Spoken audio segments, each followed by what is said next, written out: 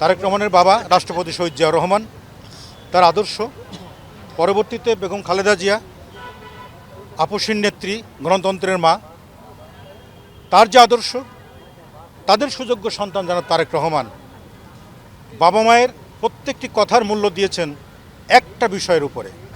25 তারিখে ডিসেম্বরে যখন বিমান থেকে নেমে এয়ারপোর্টে আসলেন, জুতা খুলে মোজা খুলে এক মুঠো মাটি বুকে ধরে উনি প্রমাণ করলেন মা বাবা যে কথা বলেছেন এই দেশের মাটি মানুষ ছাড়া আমাদের আর কোনো ভালোবাসার জায়গা নাই, উনি সেটি প্রমাণ করেছেন।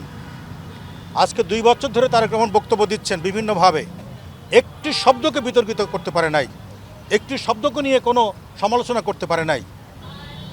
সে দেশের মানুষের ভালোবাসতে জানে, দেশের মাটিকে সম্মান করতে জানে। তার বাবা বীর মুক্তিযোদ্ধা ছিলেন, নিজে অস্ত্র হাতে করে নেতৃত্ব দিয়ে দেশ স্বাধীন করেছেন। তার সুযোগ্য সন্তান তারেক রহমান 17 আসন থেকে নির্বাচন করছেন। বাংলাদেশে সবচেয়ে বেশি ভোট পেয়ে এই 17 আসন বিজয়ী হবে বলে আমরা আশা করি এবং বিশ্বাস করি। অনেককেই আমন্ত্রণ জানিয়েছিলাম আমি আর মনির। তো আমরা ঢাকার বাইরে ছিলাম, ঠাকুরগাঁওয়ে। আপনারা জানেন যে জনাব তারেক রহমান সাহেবের প্রচারণার শেষ অনুষ্ঠান, সেখানে আমরা উপস্থিত ছিলাম, অংশগ্রহণ করেছি। সে কারণেই শিল্পীদের সমাগম একটু কম দেখা যাচ্ছে। আমরা থাকলে আরও বেশি বেশি দেখতেন, অনেকে আসতে পারেননি। তো আমরা চাই, ছোট্ট করে বলতে চাই, আমি ডাইরেক্ট অ্যাকশন যেটা হয় পরিচালকরা, বলেন যে 12 তারিখ সারাদিন ভোট দিন, তারেক রহমানের সালাম নিন, তারেক শেষে ভোট দিন।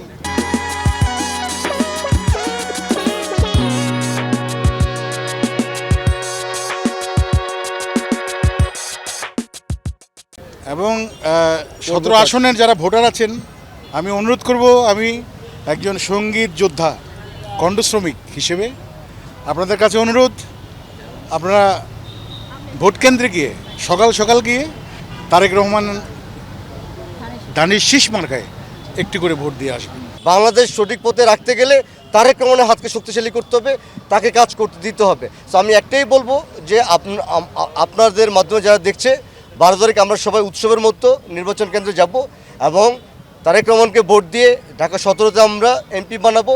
এমপি উনি প্রাইম মিনিস্টার হবে এবং তারেক রহমানের প্রার্থী তথা ধানের শীষের প্রার্থী, বাকি যে 299টি আসন আছে সব জায়গায় আমরা ধানের শীষের প্রার্থীদেরকে বিজয়ী করে বাংলাদেশে একটি ঐতিহাসিক নিরপেক্ষ নির্বাচনের মাধ্যমে একটি সরকার আমরা তৈরি করতে পারবো। আগামী 12 তারিখে ধানের শীষের প্রচারণার উদ্দেশ্যেই আমাদের আজকের এই আয়োজন। খুব সুন্দর আয়োজন, এটা চলবে আগামী 10 তারিখ পর্যন্ত নির্বাচনী প্রচারণায়। এবং আমরা যারা সাংস্কৃতিক কর্মী এখানে সবাই এক জায়গায় হয়েছি এবং ধানের শীষের পক্ষে ভোট চাইছি এবং আমরা আশাবাদী যে ইনশাআল্লাহ বিপুল ভোটে তারেক রহমান এখান থেকে জিতবেন। ছাত্র আন্দোলন করার পর আমার মনে হলো যে দেশের জন্য কিছু করা উচিত। আর এই জন্য আমাদের অবশ্যই তারেক রহমান ভাইকে আমাদের জয়যুক্ত করা উচিত এবং ধানের শীষে ভোট দেওয়া উচিত।